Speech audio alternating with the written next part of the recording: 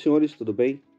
Estamos aqui por mais um vídeo e dessa vez vamos analisar um acidente envolvendo andaime em uma atividade de altura. Então vamos começar aqui a nossa análise. Primeiramente, uma situação que se tem que avaliar é referente à condução da pessoa até o local de trabalho. No caso aí, subir no andaime. Como vocês podem ver na imagem, não somente esse trabalhador que está subindo agora, mas o segundo que vai subir junto com ele vai estar subindo a escada com uma das suas mãos ocupadas. Isso faz você perder um dos seus pontos de apoios, que no caso aí, as suas pernas e seus braços. E outra situação também, o nosso trabalhador ele não se encontra ancorado, preso sobre uma linha de vida ou até mesmo na própria estrutura, se por acaso o andaime tivesse preso firme para poder estar subindo, tá? Aparentemente, observando aí, ele está utilizando um andame que a gente chama de andame fachadeiro, tá? Que esse andame que ele é um pouco mais curto, ele é longo nas laterais dele, mas ele, de profundidade ele é um pouco mais curto comparado aos andames tubulares, o quádrico, que ele já é um quadrado, um retângulo mais perfeito, tá? Esse tipo de andaime, ele é bom, sim, para trabalho, especialmente em questão de acabamento, alvenaria. Porém, quando a gente usa ele, mais comprido, a gente coloca mais peças e faz uma conexão maior, aumentando assim a sua resistência e também o seu equilíbrio. Nesse caso aí, na utilização desse andaime, nessa coluna para poder efetuar essa atividade, o bom para dar um pouco mais de estabilidade, resistência para ele, que também é um dos requisitos mínimos para a utilização de andaime, é fazer uma amarração, prender esse andaime. Pode ser através de cordas, braçadeiras, tem vários métodos que podemos estar fazendo isso.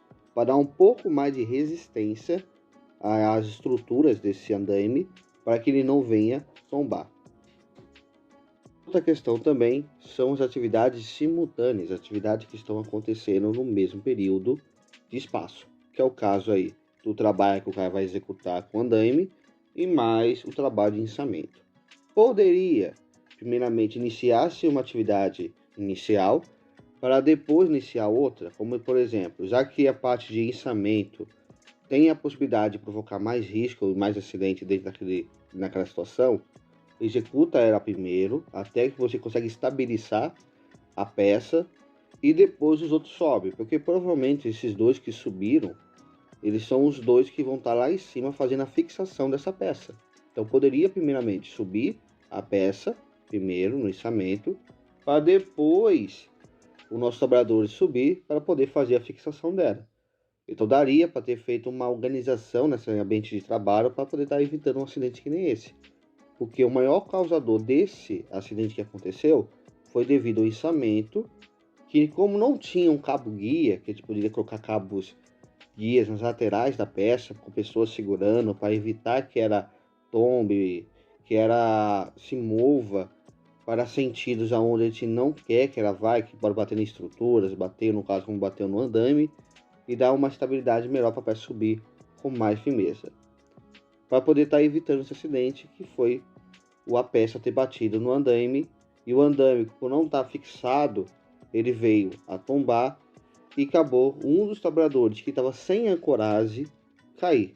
O outro provavelmente não caiu porque deve ter segurado no andaime, não tem como confirmar 100% porque a gente não tem imagens. Mas o outro, que estava sem nenhum tipo de ancoragem, sem estar segurando em nada, ele acabou caindo. Então a gente pode ver que teve bastante erros voltado para trabalho em altura nessa atividade.